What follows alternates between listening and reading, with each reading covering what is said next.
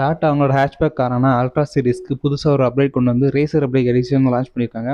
இது உண்மைக்குமே நல்ல ஒர்த்தான லான்ச் அப்படின்னு கேட்டிங்கன்னா, பழைய அல்ட்ராஸோட புது அல்ட்ராஸ் வந்து ஒரு சின்ன அப்டேட் தான். ஏன்னா இன்ஜின் வந்து நெக்ஸானோட இன்ஜின் வந்து உள்ளே கொடுத்துருக்காங்க. அதுக்கப்புறம் சின்ன சின்ன மாடிஃபிகேஷன் பண்ணியிருக்காங்க. அதாவது ரேசர் அப்படிங்கிற பேருக்கு ஏற்ற மாதிரி வண்டியோட ஃப்ரண்டில் வந்து பிளாக் லேஅவுட் வந்து முன்னே இருந்து பேனர்லேருந்து பின்னாடி வரைக்கும் போகுது. அதில் வந்து ஒயிட் கலர் லைன் வந்து கொடுத்துருக்காங்க. இது பார்க்குறதுக்கு கொஞ்சம் பார்க்க ரேசர் மாதிரி இருக்குது.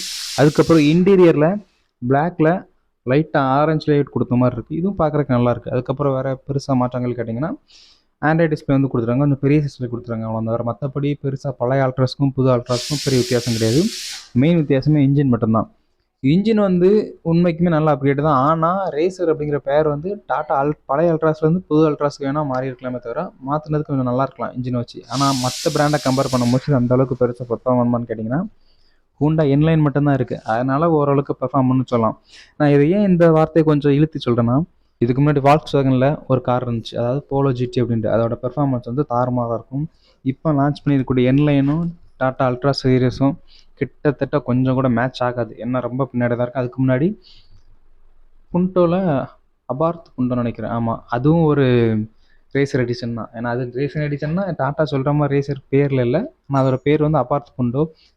அதோட பர்ஃபார்மன்ஸ் வந்து தாறுமாறாக இருக்கும். கிட்டத்தட்ட பார்த்தீங்கன்னா ஃபியாட்டுக்கும் வால்க்ஸ்வேகன் மட்டும்தான் போட்டியாக இருக்கும். ஆனால் இப்போ இறங்கியிருக்க ரேசர் வந்து அல்ட்ராஸ் ரேசர் வந்து அந்தளவுக்கு பெர்ஃபார்மன்ஸ் கொடுக்காது. ஆனால் இப்போ இருக்கிற கார்களில் இது கொஞ்சம் நல்ல பெர்ஃபார்மன்ஸ் கொடுக்கும். எதுவுமே தவிர மற்றபடி ஹேட்ச்பேக்கில் ஒரு ரேஸ் காரை ஓட்டுற மைண்ட் செட்டை வந்து இந்த டாடா ரேசர் ஓட்டும் போது கண்டிப்பாக வராது. ஏன்னா இதுக்கு முன்னாடி ஒரு 2 லெஜண்ட் இருந்துச்சு.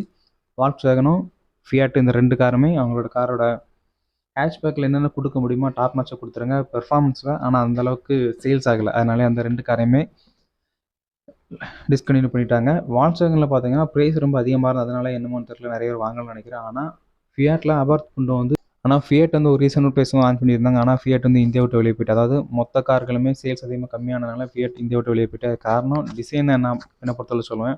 டிசைன் வந்து ரொம்ப முக்கியம் இருந்தாலும் என்னென்னு தெரில, அந்த கார்கள் வந்து அந்தளவுக்கு சேல்ஸ் ஆகலை. டிசைனை தோற்றுட்டு பார்த்தா பில்டு குவாலிட்டி, இன்ஜினோட பர்ஃபார்மன்ஸ், தரம் எல்லாமே தாறுமாறாக இருக்கும். எனக்கு தெரிஞ்ச டிசைன் நல்லா இருந்துச்சு அப்படின்னா ஃபியட் இன்னுமே நம்ம இந்தியாவில் இருந்துருக்குன்னு நினைக்கிறேன். பார்ப்போம். ஆனால் இப்போ குண்டு சட்டிக்கில் குதிரை ஓட்டுற மாதிரி தான் டாடா அல்ட்ராஸ் ஒரு நல்ல கார் தான், இல்லைன்னு சொல்லவே இல்லை. ஆனால் ரேசர் அப்படிங்கிற பேருக்கு ஏற்ற மாதிரி பெர்ஃபார்மன்ஸ் வந்து அந்த ஹேட்ச்பேக்கில் இல்லை. பழைய அல்ட்ராஸை கம்பேர் பண்ண போச்சு வேணால் புது அல்ட்ராஸ் வந்து கொஞ்சம் பெர்ஃபார்மன்ஸ் நல்லாயிருக்கு, பிக்கப் நல்லாயிருக்கு, ஸ்பீட் அதிகமாக போகுமே தவிர இந்த ரேசர் அப்படிங்கிற பேருக்கு காம்படிஷன் கொடுக்குற மாதிரி இந்தியன் பிராண்டில் பெருசாலாம் ஒன்றும் இல்லை. ஹுண்டா என்லைன் இருக்குது, அது கொஞ்சம் பெர்ஃபார்மன்ஸ் நல்லாயிருக்கும். ஆனால் வால்க்ஸ்வேகன் ஜிடியோட கம்பேர் பண்ணும்போது ரொம்ப ரொம்ப கம்மி. அபார்த் புண்டோட கம்பேர் பண்ணும்போது ரொம்ப ரொம்ப கம்மி தான். ஏன்னா அந்த 2 வண்டியுமே தாறுமாறாக இருக்கும். புது அல்ட்ராஸ் உண்மைக்குமே நல்ல வண்டி. சேஃப்டியில் 5 ஸ்டார் ரேட்டிங் வாங்கின வண்டி. ஒரு இந்தியன் பிராண்டு. உண்மைக்குமே ஸ்பேர்ஸ்லாம் ஈஸியாக கிடைக்கும். சர்வீஸும் ஓரளவுக்கு கொஞ்சம் பிரச்சனைகள் இருக்குது, இருந்தாலும் ஓரளவுக்கு நல்லா கொண்டு போனாங்கன்னா நல்லாயிருக்கும்.